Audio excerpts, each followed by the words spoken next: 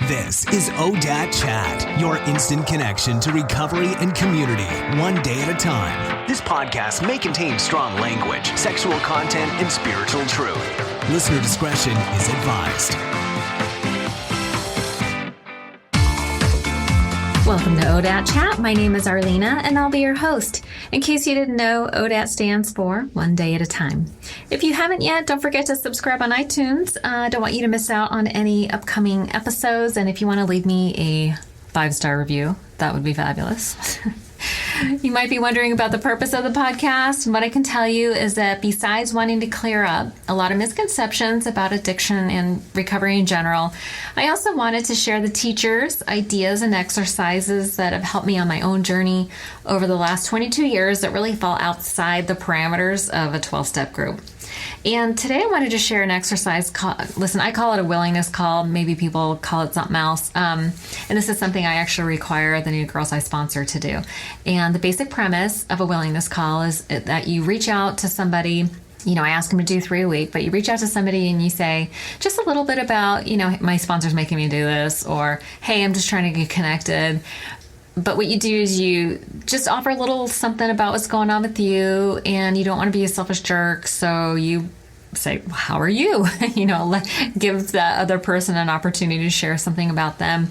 And what ends up happening over time is that you develop the habit of reaching out to somebody, but you're current with them and they're current with you. And the reason that is important is because when the shit hits the fan, or you're in crisis or whatever, you need to be able to call somebody and get right into solution. You don't want to spend a lot of time on the backstory. You want to be able to just get right into what's going on and how are you going to solve it, you know?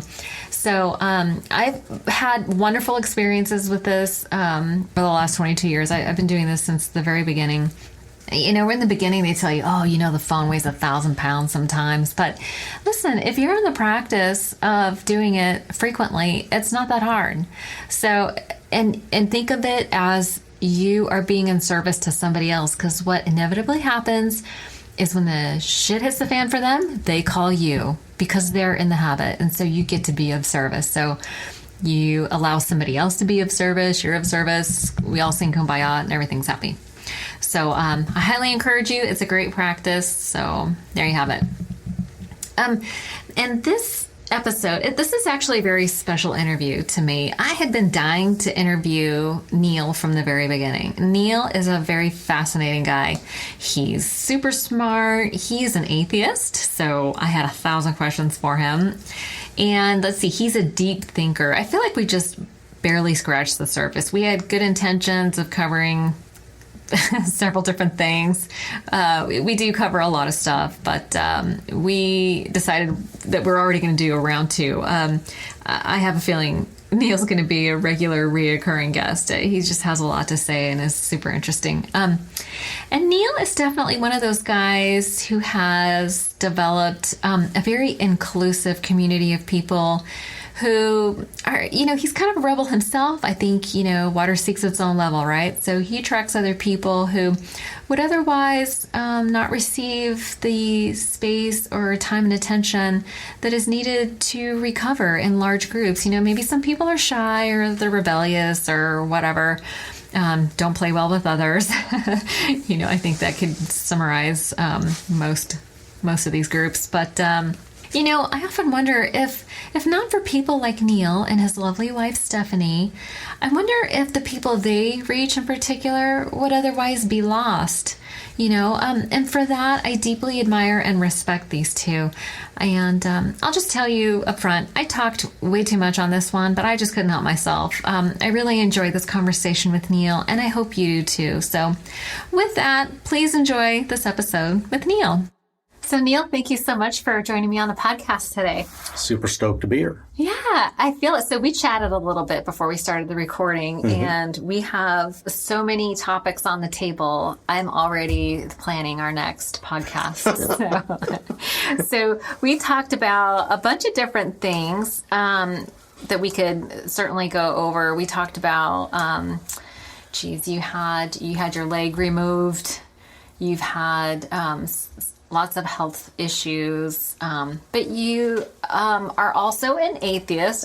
I have so many questions because I've grew up in the church. I've been indoctrinated. So Right. half the things I think, I wonder, do I really think these things? Or I always just want to be sure that I'm questioning myself. And Yeah, I totally get that. Right. I was not raised in any kind of a church. I had no indoctrination. Okay. And so my parents both kind of said, you figure it out for yourself. Whatever you want to try, we're totally supportive of, but we're not going to impress on you any belief system. One way or the other. Yeah. So, okay, so that's going to be fascinating to talk about, especially being 12-step oriented. You know, there's lots of people who really struggle with it, and so it would seem logical to come to the conclusion that you don't have to. You don't have to struggle with it. So you can make your own peace and find your higher power and define it as you see fit. So I have lots of questions about that. We'll talk about that. But for you, I think we settled on a few things. So the atheism, finding your tribe. You had a death last week, and so I think it would be interesting to hear about your experience with that, because as we talked prior to recording, you have found a place of balance in processing this, and that I think is very unusual. So we'll talk about that. And then listen, let's talk about some fun and sobriety, right? We are not a glum lot, and we've been talking about a lot of heavy stuff on the podcast lately, so I'm glad to hear that you have lots of fun things to talk about. I'm happy to play. Okay, yay. All right, well, let me just start with some basic questions. I usually start out with a line of questioning so that people listening can sort of get a picture in their mind of, you know, maybe where you fit in the world. So how old are you? I'm 52. You're 52. And did you grow up in California? In the Bay Area. In the Bay Area, okay. And what do you do professionally? I am retired production artist. What kind of production artist? I was the art department for a Homeland Security company. Oh, interesting. And so I did all the product literature and brochures and trade show design and nice. all that kind of stuff. I should have reached out to you when I was doing my podcast logo. Yeah. Yeah. Logo work is actually one of the things I really enjoy doing. It's fun. Okay. Yeah. Well, okay. I'll have projects for you in the future, I'm sure. Okay. And what is your relationship status? I'm married. How long have you and Stephany been married now? We've been married 3 years, together 7. Okay. Wow. 7 years. Yeah. Listen, I've known you my entire sobriety. So I got sober in 94. I met you early on. How long have you been sober? Since September 14th, 82. 82. Yeah, I got sober at 18. Okay, you're like Bob. Bob got sober at 18. Yep. So what was your primary drug of choice? Anything opiate. Oh, really? Yeah, anything that would put me on the couch, scratching my face, contemplating the universe. You've always been a deep thinker. Yep. Yeah. Yep, I've never been an upper guy. No. At all. And what about alcohol? Alcohol was, I have a friend that's sober now that I grew up with, and he jokes all the time that he used to love going to drink with me because we'd get a 12-pack and he knew he was going to get 8 of them. Oh, okay. Alcohol was something I used to wash down the drugs with. Okay. But I didn't like alcohol that much because I couldn't guarantee what the outcome was going to be. And I felt like I needed to be in control of my environment. Okay. So that was not your favorite thing. Right, which is weird being Irish and Cherokee. I'm the punchline of every drunk joke ever made. So Exactly. Yeah, that's interesting. So, but you still, do you label yourself an alcoholic? Sure. Oh, okay. I don't see much of a delineation between the two. Okay, there really isn't. And I think one of the reoccurring things that I've been hearing on the podcast and just having been around 12 steps is that it doesn't matter what the problem is, the solution's the same. Yeah. And typically the solution is the same because it's all like internal. I think you actually coined the term original harms. When you and I first started... I don't think I coined it, but... Well, for me, in my world, which means the world. Everything, yes. Yeah. Totally self-centered. But yeah, you had thrown that out as one of the topics that we could talk about. And certainly as I interview other people, not everybody, because I realize there's plenty of people out there, and I think I interviewed this guy, Patrick, who didn't have any childhood harms. Like his childhood was like nothing really happened. That's crazy. I know, isn't that unusual? He's an anomaly. It is kind of unusual that people that had a well-adjusted childhood turn out to, just crash and burn like that. But what was your, tell me about your parents. Do they live in the area? Are they still alive? Or? Both my parents have died. But the parents that adopted me, that raised me, my dad died in 91 and my mom died just 5 years ago. Oh, okay. And my mom, both of them were civil rights activists in the 60s and the 70s. Oh, wow. And so I was raised in that environment and totally multicultural. And even to this day, when I love Oregon and I feel compelled to move to Oregon. But every time I go there, I get super uncomfortable because it's so homogenous there. It's like 97% white. And it makes me uncomfortable because I was raised multiculturally. Interesting. And so the Bay Area is super comfortable for me because there's every flavor on the planet here. There really is. Yeah. I think Silicon Valley especially is like this magnet for all kinds of cultures. Yeah. Yeah, I don't gripe about that at all. I love it. Oh, that's very cool. Yeah. Did either of your parents drink or do drugs? Neither one of my parents were big drinkers or druggers. Okay. I put all the pieces of the puzzle with that one when I tracked down my blood family on both sides. Okay. That's when everything went, oh, okay. Oh. So the parents that raised you, the one that died 5 years ago and then the one that died a long time ago, those are your adoptive parents? Yep. Okay. And how old were you when you were adopted? I was just a few months old. Oh, you were brand new. Yeah. Why did you find out later why your parents put you up for adoption? Yeah, because my mom was 16 in the early 60s. Okay. And that was enough. Produced me at an unwed mother's home in San Francisco. An unwed mother's home. Yes. Just the idea of that now. Right? Yeah. This is California from number one, so that idea is just crazy to us, probably. But, okay, poor thing. So she went to did her family take her back after? Yeah. Okay. So she went home. And did your birth father know that she was pregnant and had you? No, he was in the Navy in Vietnam. Oh, he was? And when he shipped back, that's when he found out. When he came home? Yeah, that she had his son. Oh, my God. And he is Cherokee, and his father was the tribe elder for Northern California. Oh, my goodness. And so I was the first son in that generation, in that family. So apparently I was a really big deal.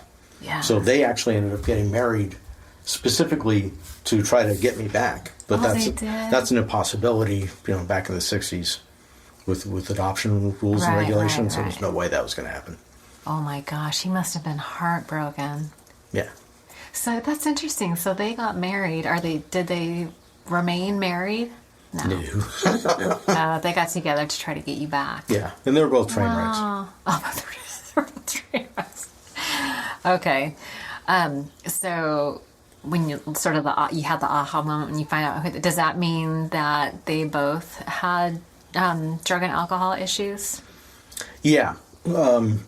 My whole life growing up, I had this thing in the back of my head, and a lot of adopted people have it, or I know that somewhere out there there's people that look like me, but they're not in my life. And everybody that's in my life is somebody that they're there, they're taking care of me, they love me, but they're not my kin. They don't look like me. They don't look like And the idea that there's somebody out there that looks like me was kind of this haunting obsession of mine. Yeah, I hear that's a common experience. So how old were you when did they always talk to you about being adopted? Yeah, they were always very upfront. Okay, so it was just an idea that you grew up with. It wasn't like one day when you were 12, they were like, Neil, we want to tell you or something. I found out on accident and my whole world changed or anything like that. They were always very, very upfront about it. Oh, thank God. At least I think that's the right way to go. Yeah, I don't feel any regret or resentment about that at all. Okay. Do you have a good relationship? Well, did you have a good relationship with both your adoptive parents? Yeah, I really did. Yeah, it must be weird for me to keep referring to them as your adoptive parents. No, They feel I'm good either way. Yeah, they feel like your parents, though. Yeah.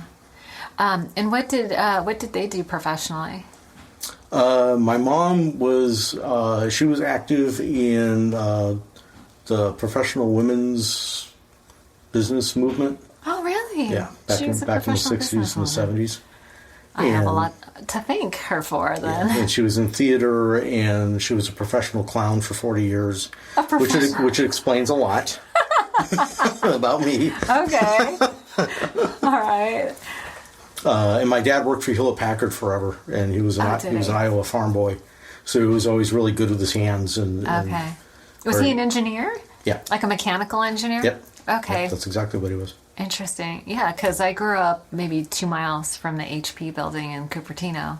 Yeah, that's where he worked. Yeah, okay. Yeah, I actually ended up going to HP myself for a little while, and interesting company. But okay, interesting. So that's a very conservative company. Would you consider your parents conservative? No.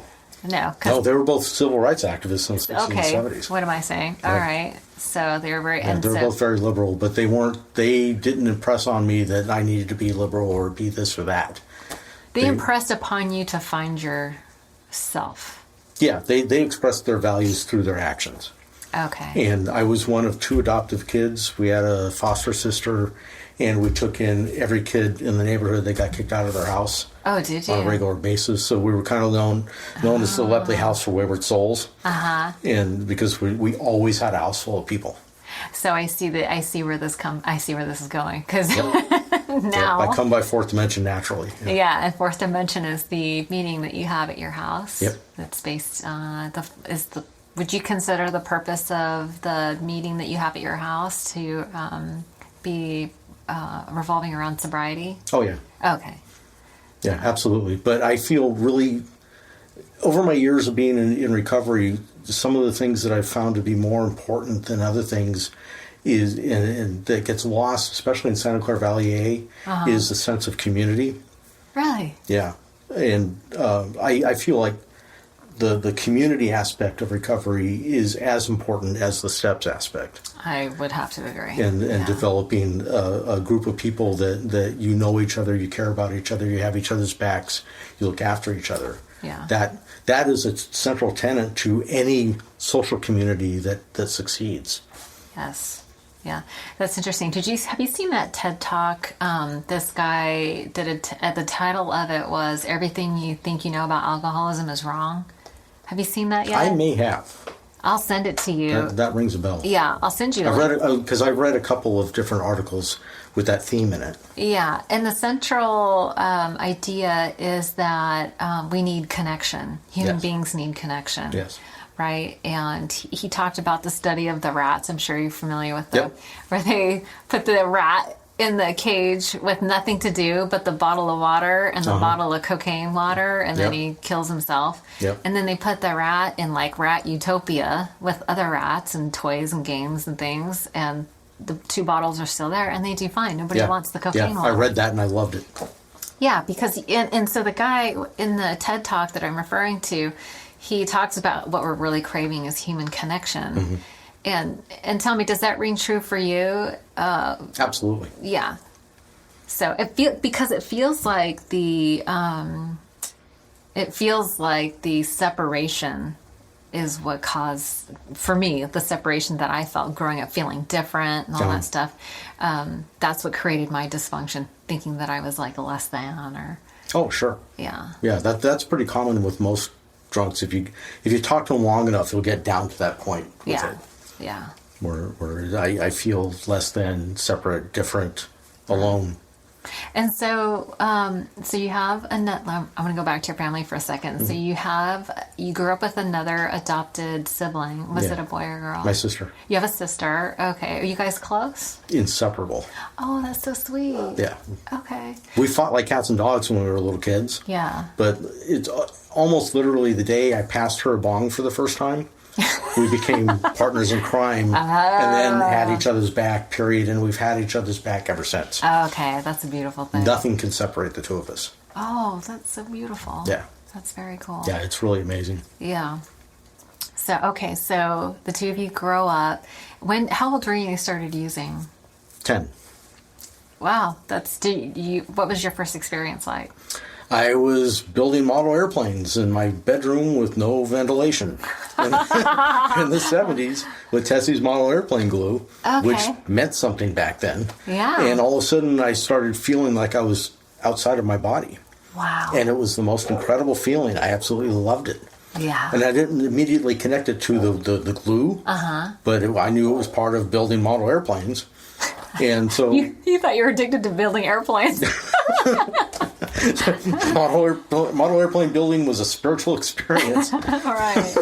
Did it matter what kind of airplanes? Were you like a World War II guy? I was a total World War II geek. Yeah. It's funny how there's this whole subculture of 10-year-old boys who are fascinated by the World War II. Yeah.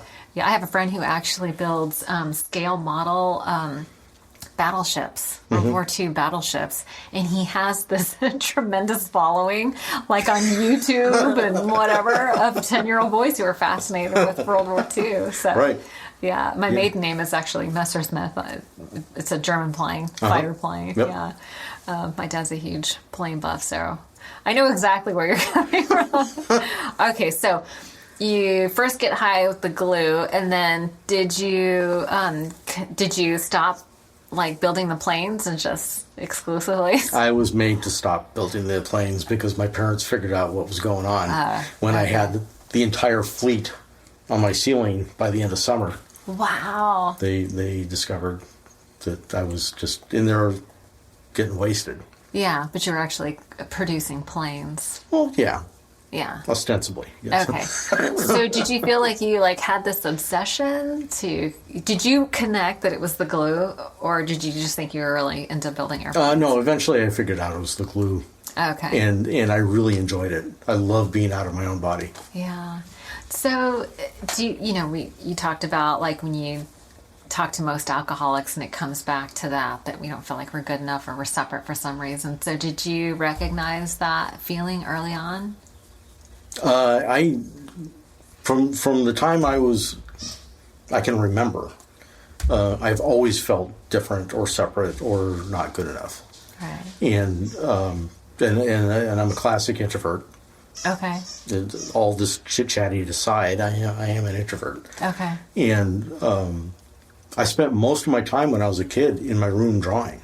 Oh, really? Oh, you've always been an artist. Separate from everybody else in the house. Okay. Having the sounds around me and hearing all the hustle and bustle was soothing to me. Okay. But actually interacting with people, I normally didn't do. It wasn't very comfortable for me. Okay. And I was tag team raped when I was 4. You were what? Tag team raped when I was 4. You were? Yeah. By who? 2 guys in the neighborhood. Oh my God. When you were 4? Yeah. Where was your parents? My mom was in the kitchen cooking. Were you outside? Yeah. Oh, okay. And that was back in the day when you could when you thought it was safe to let your kids play outside. Oh my God. Yeah. So I went home and I told my mom, and I have a 4-year-old memory of her putting her hands on her hips, and there's the apron. It's a cliche. Right. She turns away from the sink, hands on the hips, looks at me and says, "You're lying, go to your room."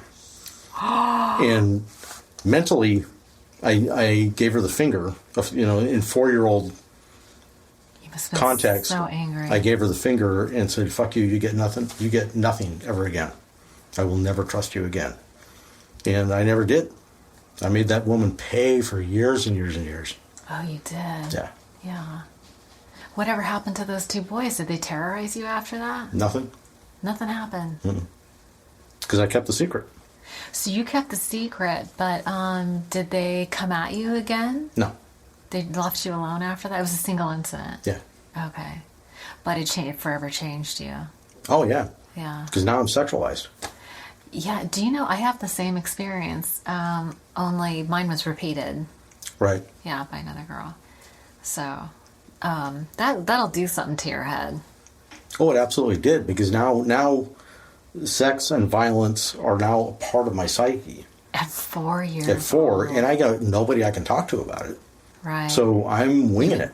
You internalize all that. Yeah. So for the next few years, we'll go around beyond the bushes. We'll take your clothes off. You're not getting anywhere near me. You're not touching me. Oh, okay. And so I socially became a dominant. Oh, okay. And even as a 7-year-old, I was a dominant. And I have been a pro-dom at times. Through that's part of the fun we're going to talk about later. Okay. I eventually found my way into the kink world. Okay. And was able to practice principles within that realm. And but I've always been dominant sexually. Okay. And because you felt so powerless in that first experience? Oh yeah, absolutely. Yeah. So, do you feel that was, I guess this feels like an obvious question, but do you feel like that was part of the original harms, like that experience? Yeah. Because then, 6 years later, you're sniffing glue or... Right.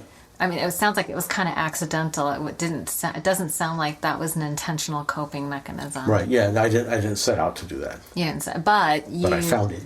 You found it. But so it sounded like between that first period and that first experience and the glue, it sounded like you found other ways to cope with the sex play or the experimentation or how do you refer to that? That when you it was basically just experimentation. Did you get in trouble for that? Did anyone ever call you out on it or get in trouble by that? Not really. No, really? No, because parents and kids didn't talk.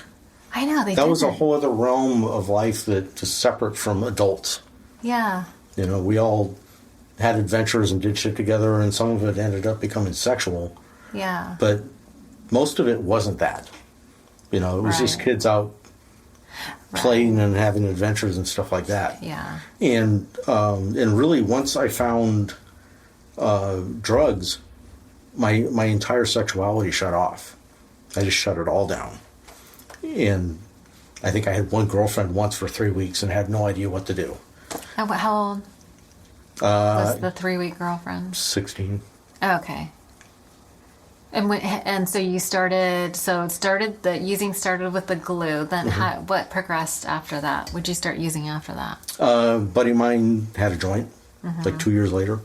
Okay. And passed it to me, and I had found I was the classic, cliched kid with Coke bottle glasses and the fro and plaid pants and eight books under his arm, getting his ass kicked on the way home from school. It was ridiculous. Yeah. And I started hanging out with the guys in the neighborhood that had the big bells and the concert T-shirts and drove hot rods. Yeah. And they liked me because I was super smart and I didn't make fun of them for not being really bright. And they didn't make fun of me for being a nerd. And they kind of look after me. And I found when I hung out with them, I no longer got my ass kicked. Really? Win-win. Yeah, win-win. So I would help them read restaurant menus and court documents and stuff like that. And they would protect me. Oh, wow. And they were smoking weed and doing bongs and smoking hash and doing lines. And that became very appealing to me because I idolized them. Right. How much older were they? They were anywhere from 2 to 15 years older. Oh, okay. So it was like the big brothers and their brothers. Yeah. Well, we had in my neighborhood we were called the park rats, and we had generations of park rats. Oh, wow. That still lived and hung out, and they had careers and shit, but they still came to the park and played frisbee and really did keggers and. What neighborhood is this? Why? these are sounding very familiar. Right. I grew up in Cupertino, and there was, Yeah. I guess in every neighborhood. Yeah. Well, I grew up in Santa Clara, right next to Cupertino. Oh, okay. So I was in Westwood Oaks Park and Maywood Park. Okay. Yeah. I just wouldn't be surprised if maybe we had some mutual friends Probably. from back in the day. Yeah. Anyway, so I grew up in the Santa Clara Cupertino. So, like, my mom lives in Sunnyvale, a couple miles from that HP building. Yeah. But then I went to high school in Cupertino. So, and there were areas where people just, like, hung out at the Where parks. did you go to high school? Cupertino High School. You did too? Yep. Okay, so for sure. 1982 alum. Okay. Hated it. Yeah, me too. My husband and I were just watching some movie. I forget what it was, like, called The Edge of 17. It's about this girl. Yeah. Did you see that? No, I was curious about it. Oh my God, it was so good. But the premise is this girl, listen, I totally identified with her. She had, like, no friends. me. Yeah. And then, and it was just about her experience, and outside looking in, it's like, oh, I get what happened. When you're self-conscious, you're totally self-absorbed, and all you care about is yourself. It makes you isolate, and it makes you very vulnerable to predators. Which I can't believe you have no friends. You're like a queen bee social butterfly. I know. I'm like super popular now. I don't know what happened. What? Okay, so here's a funny story. When I was a little kid, so my mother's from Mexico City. Daddy's from Kentucky. So outcast, right? If you were Hispanic and white, you weren't really considered biracial. But I did feel different. Like I really wasn't white enough for my white friend, and I really wasn't Mexican enough for the Mexicans. Right. So that was maybe a thing. Mm-hmm. So when and she belonged to this Mexican dance company. We performed all over the place, and once we were on Romper Room. Ah, yeah. Miss Marianne, yeah. Okay, so... Who never called my goddamn name. Listen, she didn't call mine either. Arlene's coming up, yeah. Looks like I can barely get anyone to remember my name. But so when I did that and then went back to school, I was like super popular. And then we moved away. We moved to Los Angeles in the 3rd grade. So and that's when I became self-conscious. And it was because you had a taste of celebrity.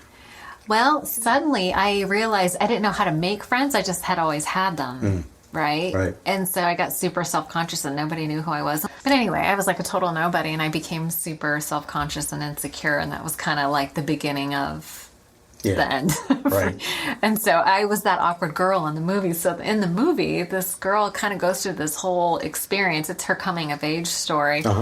And I don't want to give away the ending, but I totally identified with that girl. It's funny, I just kind of went into this weird place where I just couldn't connect with people. Right. And, I get sober, and now I have lots of friends, but it took me a long time to work out all that awkwardness.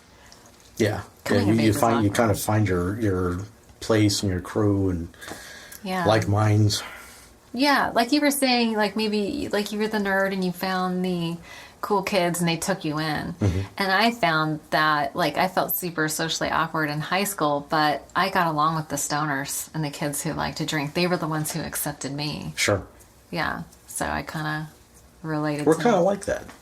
We are, right? As a community. I know. We're all very mellow. I still identify as a stoner even though I've been sober forever. Yeah. When I say addict, that's what I refer to. Yeah. Yeah. So you probably smoked weed like I did, which was all the time. Yep. Yeah. Okay. So you go through this. So you start hanging out with these guys, and you're drinking and smoking, and so that it escalates to opiates at some point. Yeah. It went. It like I said, they were doing coke pretty openly, regularly, and by 13, 14, I was doing coke with them. Oh my God. And I'm a type 1 diabetic, so needles are no big thing. Oh, okay. How old were you when you first were diagnosed with diabetes? 9. And so you had to use the needles at 9. Yep. That must have been okay. That was just before you started doing the glue stuff, right? Okay, so you get raped, you have all this sexual awakening that's too soon, and then you're diagnosed with diabetes. So all these things are keeping you more and more separate and more and more. Okay, so that has to do something to your head. And then you find the glue, then you find these people, and then you progress to the opiates. So when you say you're comfortable with needles, that means you were shooting heroin? No. I never actually got to heroin. Oh, you didn't? Yeah, just because of the nature of my neighborhood. Yeah. That was super frowned on. Okay. And so it was more cocaine mixes with Valium and narcotics and stuff like that. Legal drugs. Yes. Okay. Legal for somebody. Yeah, right. Gosh, I know it's scary, like all the new medication, the Norcos and Valiums and Percocets and Oxycontins and... Yeah, and the way they just push them on everybody. Yeah, without considering... they don't at all. The addicts that they're creating. So, what happened to you that you got sober so young? I was spending more time in hospitals than I was out on the street. Because of the drugs? Because of the drugs and the not giving a goddamn about being diabetic. Oh. Just didn't care. Because I was, I hated myself. I didn't like being in my own skin. Right. So I didn't care about dealing with the diabetes. So I would end up in the hospital with blood sugars of over 1,000. What's normal? 80, 90. 80 or 90 is normal, and you had 1,000. Yeah. So did you go into diabetic comas? No, the closest I ever came to a coma was when I was first diagnosed. Oh, okay. At 9. Yeah, I was super close to a coma there. Was it like right after Halloween or something? That was summer vacation. Summer. I was at my aunt and uncle's house up in Arcata, and my aunt said, I think he might be coming down with diabetes. I have a hunch. Really? She knew. She saw it coming. Yeah. Wow. Yeah, so she called my parents, and they drove up and picked me up and took me back. Wow. Okay, so you're in and out of hospitals. You're not caring whether you live or die. Right. Because you have all this self-loathing. And then what happened for you that you decided to get sober? I had always figured that I was either going to die a diabetic death, little by slow, piecemeal, taking them bits and parts off of me at a time, or I would die a glamorous dope fiend death, taking out as many federal agents with me as I could. and because some of my interactions were already headed that way. Okay. And that was Plan B. Plan B wasn't happening. Plan A was what was happening, which is the diabetic thing. Okay. And so the neighborhood I grew up in was this kind of dysfunctional family of sorts, where everybody kind of looked after each other and took care of each other in our own weird, twisted, codependent way. And when somebody went to the hospital, we'd all pile into our trucks and cars and go visit them. Oh, wow. Bring them burgers and something to get wasted on. Okay. And my friend Pat was in the hospital, so we went over the hill to go visit him, and it was at Star Lodge. And which is now the camp. yeah, Okay. yeah, which is an offshoot of it was the original hub that the camp came out of, was Star okay. Lodge. Right. And so we went to go visit him at this hospital that's called Star Lodge, and very quickly I realized this is a drug rehab.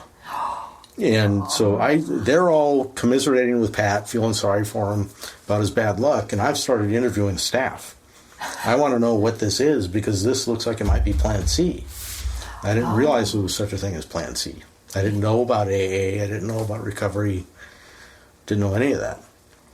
And there was something about them that was attractive to you because you started interviewing them? Yeah. Well, you're a seeker, right? You're a student. And you're Yeah, I totally am. Yeah, I recognize that in you. So you start asking these people questions, and you liked what you were hearing? Yeah. I went straight home and busted through the door and said, Mom, Dad, I'm going to rehab. You did? Yeah. Then they were like, oh, thank you.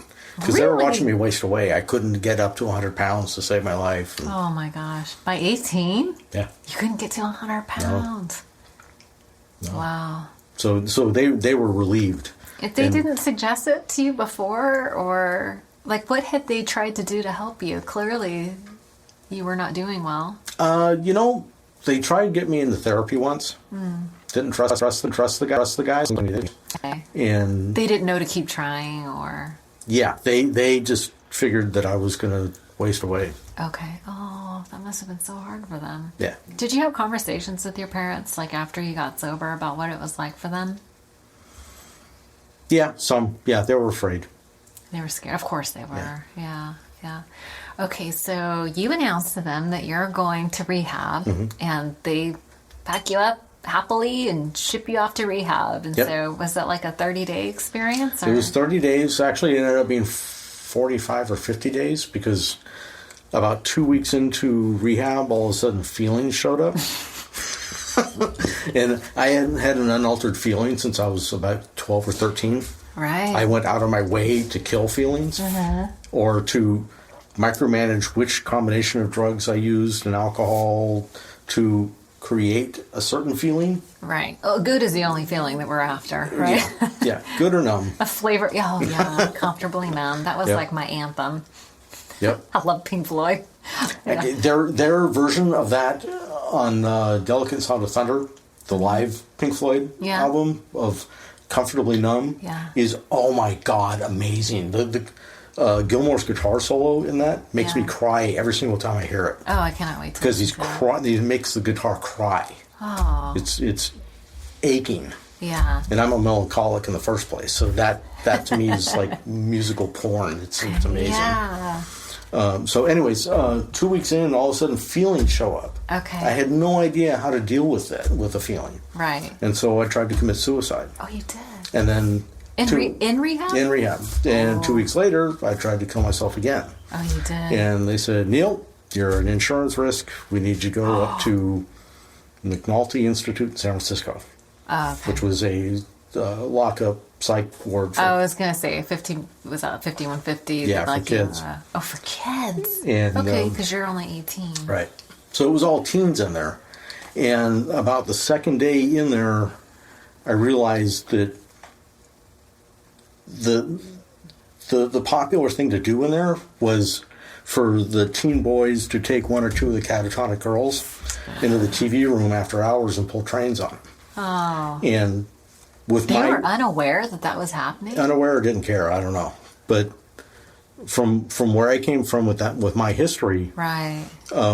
You're not okay with that. No. So I picked a fight with a couple of guys immediately to get locked away in my room.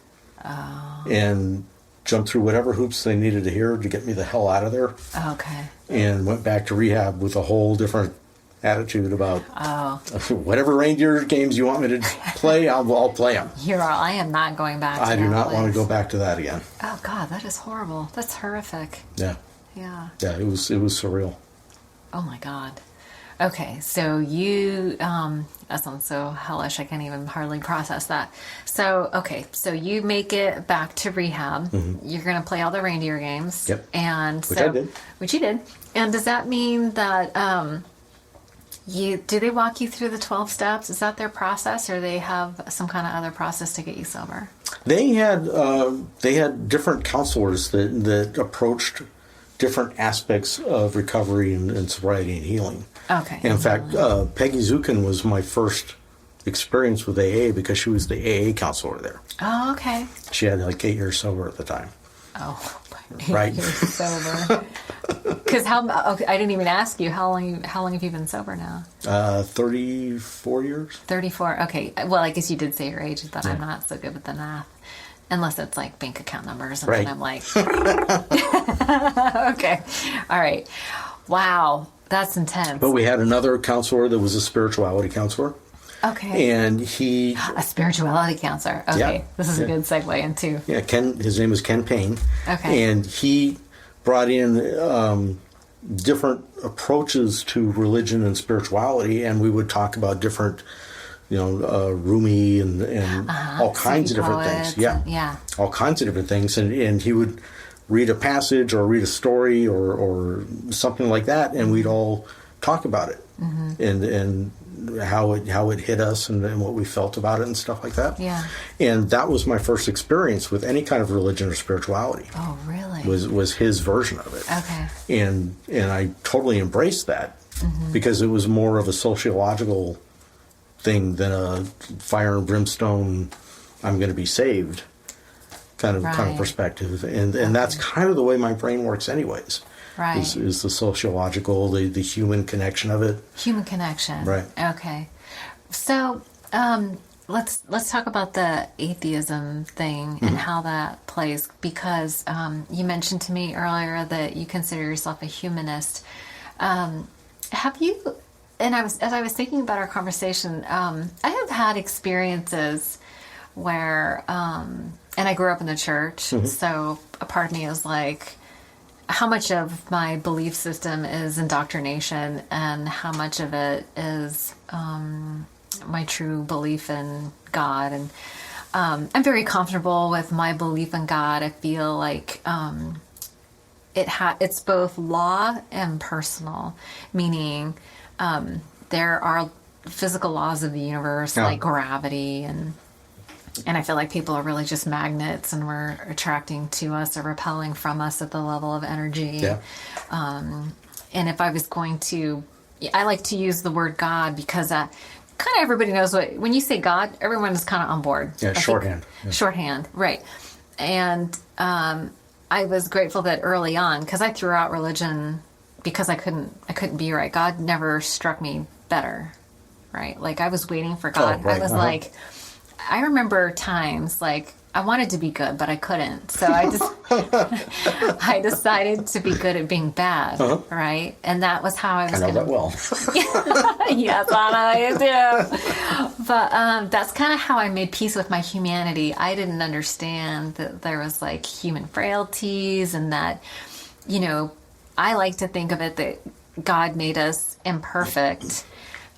Because it made us need each other. Like as we look at our own character defects and realize, and listen, I'm trying to be a better person, right? And it's hard. So when I'm in a relationship with someone else and they behave in a way that's less than perfect or hurtful or whatever, I can go, oh, I know what it's like to want to be better and you're not. And so I can forgive you. But that's typically not what how people respond. People respond with, I want you to understand how I feel, and I want you to change so that I can feel better. And so people don't really communicate, right? Right. Because it's just about, I'm trying to get you to hear me, and you try to get me to hear you, and nobody's listening. Yep. Right?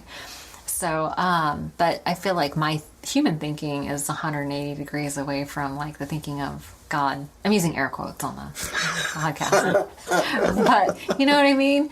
So, So I do believe in God, and I'm grateful that I got to redefine it to something that made sense to me, because I was told you didn't get to pick and choose, like God is and this is law and it's out of the Bible. But my little rebel at heart was like, well, there's a bunch of stuff that doesn't make sense to me, but I like the idea of holding on to what does make sense to me, and it all for me boils down to love. And really that's, you know, the same thing as the human connection that you talk about. So do you feel like, there wasn't really a question there, but do you feel like, sorry, a rant. But explain to me like your I don't know if we can call it a higher power. How I got there? Yeah. Tell me your thing.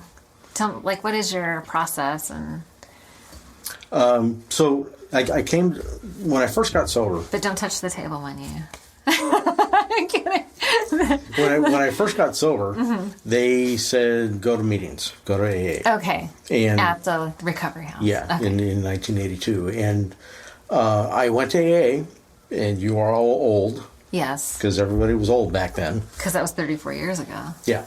Okay. And there weren't that many young people in AA back then. Right. And I said, if I was old and used up as you were, I'd smoke cigarettes, drink coffee, and talk about God too. Okay. Bye. And so I went back to the old neighborhood and hung out with the same people. Okay. And they were actually super stoked that I was sober. And they were codependent, so they looked after me. They did. And made sure that I didn't get high. And they would bring 6 packs of Calistoga water to the parties we went to make sure I had something to drink. Aw, you were very well hydrated. Yes. Yeah. And when someone would be really super obstinate about do the line, I go, any way I want? Yeah, just do it. And I'd blow it off the mirror. There was my friends there to back me up from getting my ass kicked. Yeah. Because I was obstinate too. Right. But what I had, even though I rejected AA, what I had was the aftercare through Star Lodge Rehab. Aftercare. So it was like a weekly meeting with the same people that you got sober with. Yes. People you felt comfortable with and trusted. Yes. Oh. And they were usually led by that guy Ken Payne. Okay. Who was still injecting different spiritual aspects into my mind. So you were able to receive, like you're calling them spiritual aspects, so you were able to receive spiritual ideas, but did they feel more like philosophy? They would, yes, but the way I look at philosophy is an abstraction. Okay. And this was more, the way Ken talked about these stories and these parables, it was very easy to internalize them.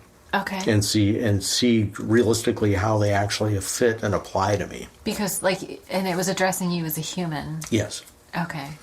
Yeah. And he placed no judgment about which ones are good or bad or how I internalize it. Mm-hmm. He was just open to, it's up to you to play it out the way it matters to you. Okay. And my dad would go with me to these things because he loved them. He did. My dad was a humanist. Okay. And my mom was a 1920s Canada convent Catholic. Oh, wow. And was beaten and tortured, and just Right. it was her childhood was horrible compared to anything we got. And my dad was a humanist. Okay. My mom was very neurotic and passive aggressive, and so I looked at that as that's what religion is. I see. That's not sexy. But my dad was a humanist, and everyone loved him Okay. because he was a kind person. Okay. And so that was naturally more attractive to me. Yeah. You gravitated towards that. Right. Did you tell your father what happened to you when you were little? I don't remember if I ever have. You addressed it with your mom and she didn't accept it and that was it. I did. Yeah. Interesting. And many, many years later, I brought it up again, and she admitted that that actually happened, because I went for years thinking that that was a fabrication that I had built up in my head. Because you couldn't make sense of what happened in your mind. Right. Yeah. Or why I ended up being hypersexual, or Right. why I had these ideas about intimacy and sex. So confusing. Right. Yeah. And so I would spend years thinking, I bet I made that shit up. But Yeah. I was The self-doubt. I was on the internet one day about 15 years ago, just bored, and some girl IMs me, "Hi, who are you?" Blah blah blah, and we got to talking, and she was a therapist for the city of Chicago in the sexually aggressive children's department, and I laughed and I said, "Well, that was me." And she said, "Really?" And wanted to know more about what happened. And I said, "Well, blah, blah, blah." Textbook. It was a story that I've told 1,000 times that I just told you that I had no feeling behind anymore. Just, you tell the story. It becomes just a story. Yeah. And I said, but, after that happened, I don't have any solid recollection of most of the rape itself. And she said, "Do you want to?" And I said, yes, no. Yes, no? And she said, "Well, think about it." And the next day, she popped back up, and she said, "Have you thought about what I offered?" And I said, "Yeah." And I said, "It's Saturday. I got nothing to do." So nonchalant. Yes, I'll talk about my childhood rape. Sure. Yeah. Well, I didn't really believe that anything was going to happen. Okay, you didn't know what you were saying yes to. Right. You didn't know what was going to And happen. she ended up regressing me She did. by asking me certain questions to bring me back to then, without manipulating and directing what I ought to be thinking. Okay. It was very good. She's a professional. She knew Yeah. what she was doing. Right. And then out of the blue, all of a sudden, I'm there. And it's this guy's yard, and I go sideways face down, and I can see the grass from eye level. Right. Because now they have me pinned. Oh, my God. And I go through all of it. And about 15 minutes into it, I'm like, okay, I'm sobbing, I'm crying, I can't control this. And she said, "Give me your number." And so she called me from Chicago and walked me through it over the phone. For How about was she doing it up to that point? Online. Okay, you're just chatting. yeah. Okay. Wow. And It's amazing she was able to do that just by chatting. it was a trip. Yeah. And so she walked me through the whole thing, and kind of did in the kink community. We have what we call aftercare, where you're with your partner after you've played, and you soothe them, calm them. Especially if you've gone into some really subspace stuff or pain play, Okay. you soothe them and make them feel okay, and bring them back into their body. And she did that with me. For all intents and purposes, she did aftercare with me Okay. to make sure that I was okay, before she got off the phone with me. This experience that you had with her, was that prior to your experience in the kink world? My experience in the kink world spans about 20 years. Okay, so you were in that realm and knew about aftercare before Right. you had the chat experience Right. with this woman when she arrests you. Yeah. Okay. I was just curious if maybe it happened before and that made you a better soother or aftercare person. It did. I'm sure. It did. But I've always been... Because you kind of have to... listen, I know nothing other than what I've seen. Maybe on film. Yeah, well, if you've ever seen 50 Shades of Grey or whatever it is, that's not kink. That's abuse. Not it. That's abuse. That's not okay. kink. That's okay. No, there's all kinds of things that they do horribly wrong in there that are... Yeah. That's not what the sex I community think, is. well, this is a total sidebar, but I think the woman who wrote that had no experience.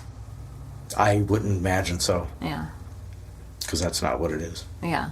It was such a poorly written book. I was like, If you want a primer of what the kink community actually is, Okay. rent The Secretary. oh, I've seen that.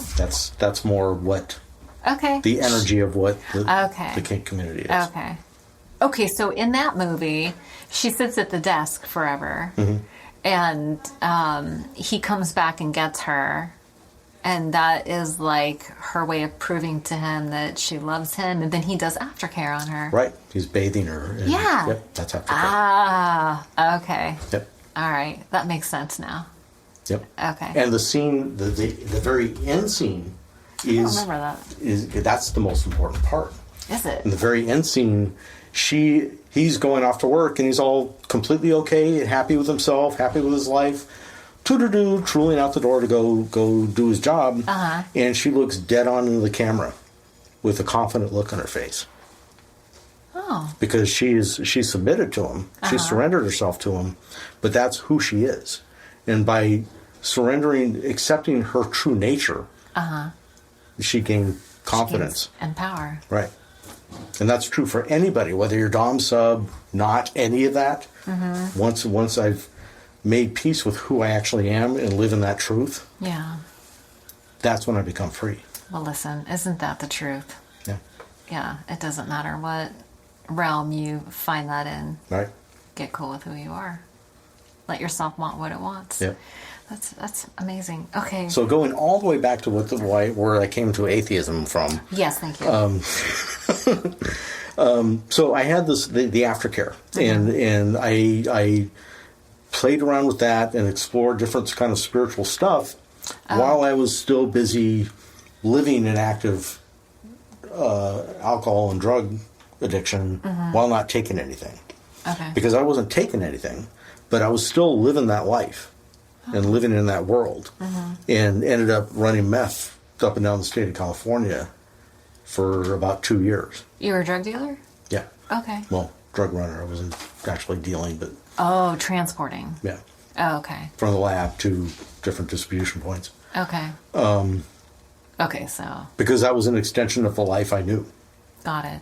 And at just short of my 4th year clean, me and my partner got pulled over for being double parked, of all things, and my partner, who had been up for 4 days, ended up pulling the gun on a cop. And so I went to jail that day. She went to jail. And your And- friend? My friend also went to jail. I'm surprised he survived. Right. He was white.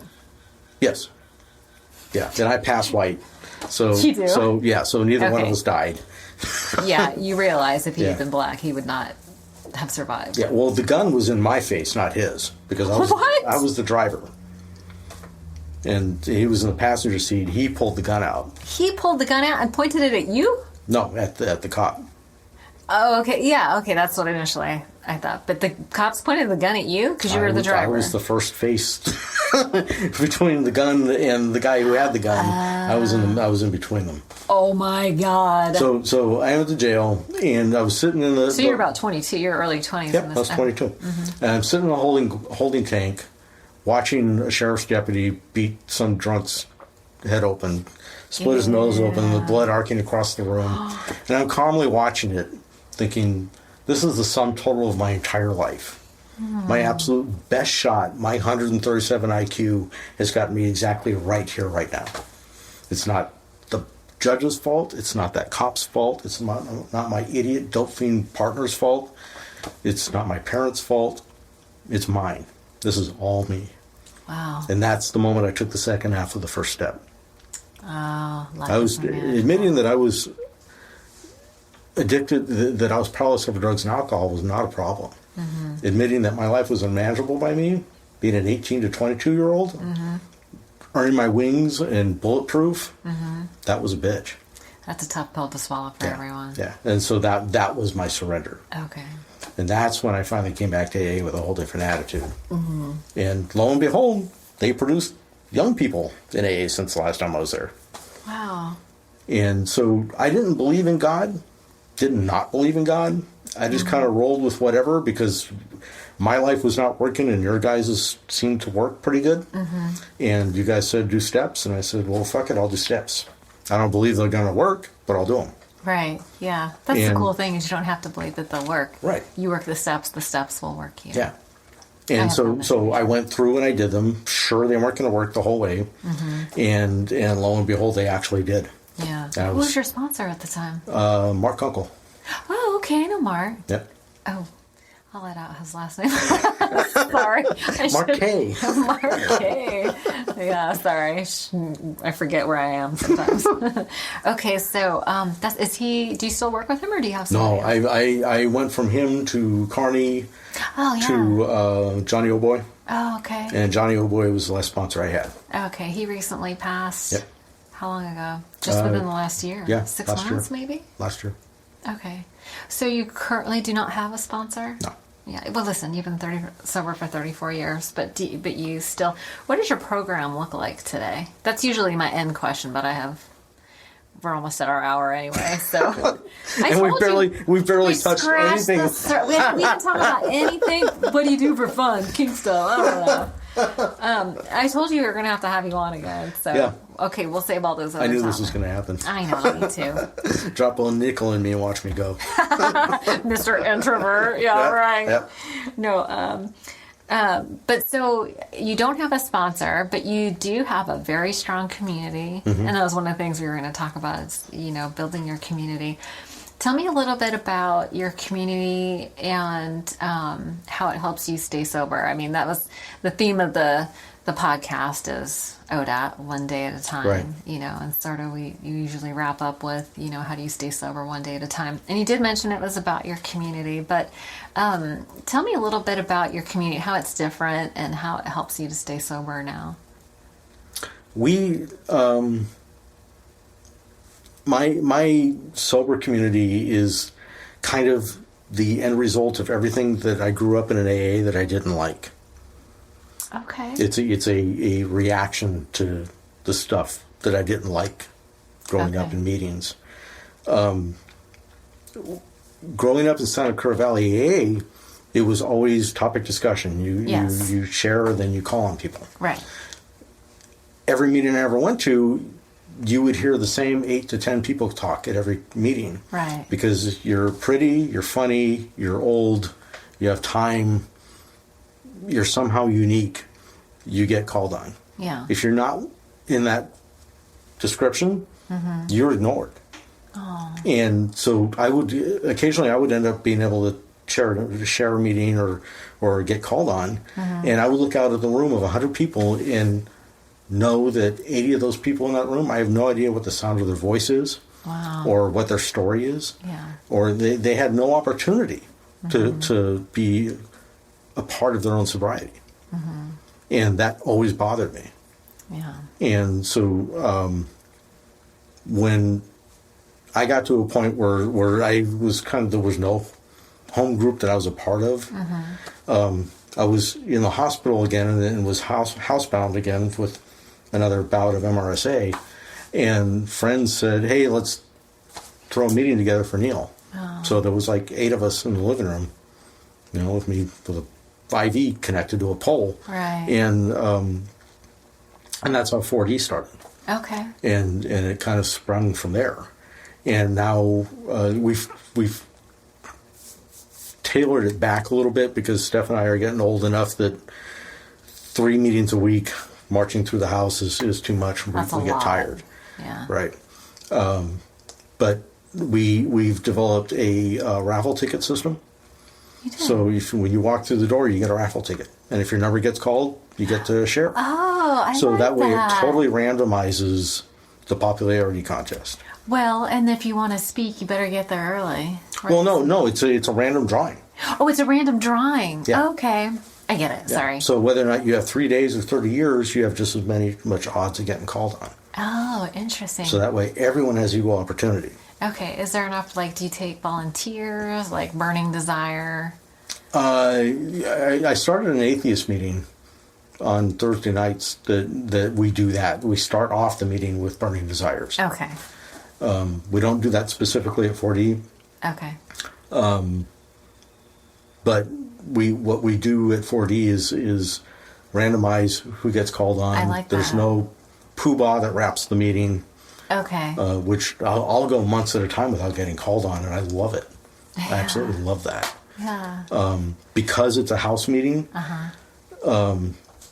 walking into some stranger's house Yeah. for the first time is super weird. Yeah. And so I make a point of, if I see somebody there who I don't recognize, Yeah. going up to them and introducing myself and making them feel comfortable, Yeah. and connecting them up with other people. Okay. And that's kind of the part of the spirit of the group. Right. If you're railroading a secretary, I will burn you at the stake. If you what? Like another popular tradition in AA is to railroad somebody Someone into being- into the secretary position because they're fun or cute or popular or whatever, so Yeah. they get railroaded to the Yeah. exclusion of anyone else that might want to be in service. Got it. Okay. I will Yeah. box people's ears if they try to do that. Okay. How do you elect secretaries? It's by whoever wants to, Okay. and 2 or 3 people want to, they go out of the room and vote. That's kind of a popularity contest. Right, but it's not we do what we can. It's not a nominated thing. People volunteer Yeah. to participate in Yeah. the election. Yep. Got it. Yeah, and our group is it's a lot of work being a secretary of that group. It's a super not sexy position because you have to set up, you have to tear down, you have to chop firewood Oh, because it's in our backyard and we have a Right. fire, fire pit. Yeah. which is part of kind of the meditational aspect of it, very and true. and it makes people more honest and more open. Having a fire, doing Yeah. it around a campfire. Yep. Yeah, that's very cool. I've chaired your 4D. I've been to your house. I've chaired How the long meeting. ago? A long time ago. Was it before we had gotten the backyard redone? There was a fire there. I think it was before. Was it a beautiful backyard, or was it kind of the backyard? Yeah, it was backyard. Yeah, you haven't been there since we remodeled it. I don't think so. I'll have to come crash your party. You should. I will. So you and Steph have this meeting twice a week now. We have it just once a week right now, Oh, it's once a week now. Okay. and we have the meeting at 7:30, and then after that, we have fire, and music, and food, and socializing. Community. Yeah, and Yeah, that's, fellowshipping. Yep. And, yeah, yep. very So cool. everybody gets to actually know each other and become a part of each other's lives. Right, and it's nice that you guys facilitate that. Do you attend meetings outside of that? Yeah, when I'm not lazy. Well, and when you're well too. I know you've been battling a lot of. Yeah, and actually, it's really nice to go to meetings outside of our home group. Yeah. And especially go to meetings where nobody knows me, where I can That just would sit be back difficult for you. in the back and just take in a meeting. Yeah, just blend in. Yeah, it's super nice. Not have to facilitate or monitor. Yeah, it's a Or big sponsor anybody, or All right. No threat of really getting called on or right. yeah. Yeah, because the sponsorship is another thing that it's really been big in my recovery. Yeah, you're a big service guy. All kinds of service. You guys recently wrapped up 50 burritos for. I did that. Yeah, not to brag, but that was all me. I did all that. 50 breakfast burritos. 50. That's right. Who was Yeah. that for? Was it That was for our friend. for Chad who just passed yeah, away? that was for his just family. this last week. Oh, okay. Wow, he must have a big family. We were feeding 2 separate households, Oh, okay. Yeah. and they were little. They were little breakfast burritos. Oh, okay. Yeah. I made a point of making everything in small Portions, because sometimes grief, you're either binging a feeling or you can't eat anything. So making them small bite-sized things were kind of more useful. Listen, that is an action born out of experience. Right. So being sober 34 years, you have gone through enough death experiences that you're no longer taking it personal, reacting to it like it's not. It sounded, I don't mean to put words in your mouth, but it sounded like you have found a balanced place to process something so potentially devastating. Yeah, because in my early years, there was a lot of death. In your early years? In my teens to 20s, the lifestyle that I lived, there was a lot of death. There was a lot of murders and rapes and suicides and bike wrecks, car wrecks, all that kind of stuff. Right. And most of it was stuff that I didn't deal with at all. I just stuffed it. Just suppressed I would slip in Jim Carroll Band's All the People Who Died, which is a song listing 50 different people and how they died. Oh, wow. And I would play that at 11, and then I would promptly shut off and not feel anything. And do whatever favorite secondary addiction I was into at the time to not feel anything. Right. Because just because I got sober doesn't mean I'm still not an escape artist. We're all escape artists. Listen, I feel like we kind of get better at being escape artists. Oh, right? Yeah, absolutely. Yeah, I'm not so sloppy anymore. Yeah, no, I got really good at hiding things that... My secondary addictions, I got really good at hiding. Right. Like on the outside, I tell people, listen, don't be fooled by my soccer mom exterior. I'm like, it's a front. It's all a front, right? It's like, I got really good at, and you get some long-term sobriety. People think that they know who you are, and right. It's not true. It's all a facade. I don't want all my stuff aired out, so I got good at being sneaky, which I guess we all do. To one degree or another, or, how we spin it, yeah. Yeah.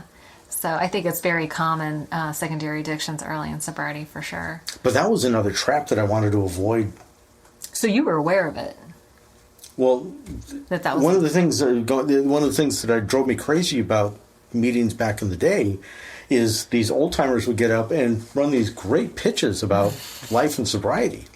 But I knew their kids. They were doing some shady shit. So I knew what they were actually like at home behind closed doors. And instead of just judging them and going, well, he's full of shit, I think that must be the most horrible trap in the world, that I have to present this. Yeah.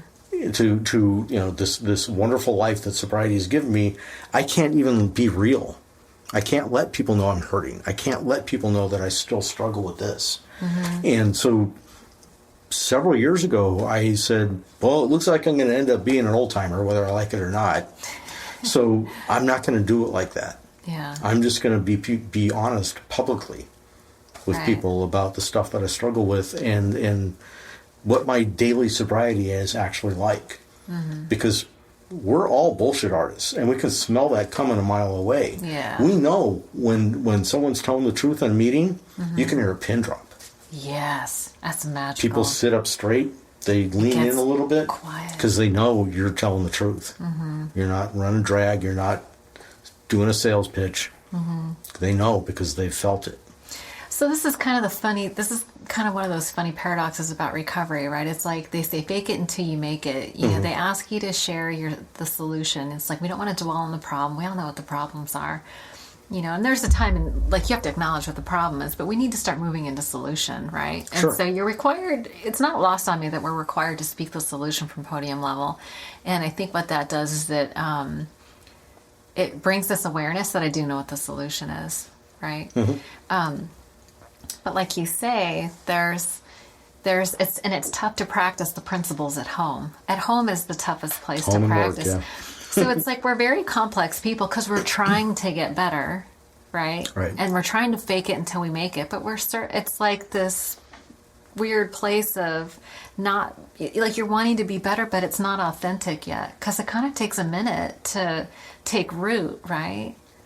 Sure. So we kind of walk in this weird place where it's so easy to judge somebody who, you know, is saying one thing from the podium and then doing something different in their personal life. It's just a really fucking hard place to be. Well, I keep trying and keep expanding little by slow. Yeah. And that way I don't really feel like I'm faking it. I'm just trying new things. You are. And you've always, well, listen, I know you to be very honest, and I have always considered you to be a very authentic person. Why, thank you. Yeah. Well, I try to be honest too. Like, I've never felt shamed about sharing like the ugly stuff. I actually feel Right. like when you share the ugly stuff, that's when you really feel connected. Yeah. Yeah, because that's what we first connect with. Yeah. Is the mutual harm and hurt and struggle. Yeah. One of the thing that Oh Boy ever said that made me feel hope was when he said sobriety is about living with unresolved problems. Yes. I said, thank goodness, Yeah. because that's my experience. That's my life. My life didn't get perfect when I finished step 9. No. All the promises after step 9 didn't actually happen for the most part. Some did, enough to hook me to do another run of steps. Mm-hmm. But that's been a lifelong progress. Yeah. Little by slow. Right. Yeah. And Johnny was very open about struggling with things. Mm-hmm. I mean, he pounded from the podium and got self-righteous about this and that, and was always angry about something. He was, yeah. Yeah. But that edict, the sobriety is about living with unresolved problems, gave me permission to be honest with myself and honest with others while I kept moving forward. Right. Yeah. That was massive. That is massive. That is massive. That feels like that's where the healing happens, right? Yeah.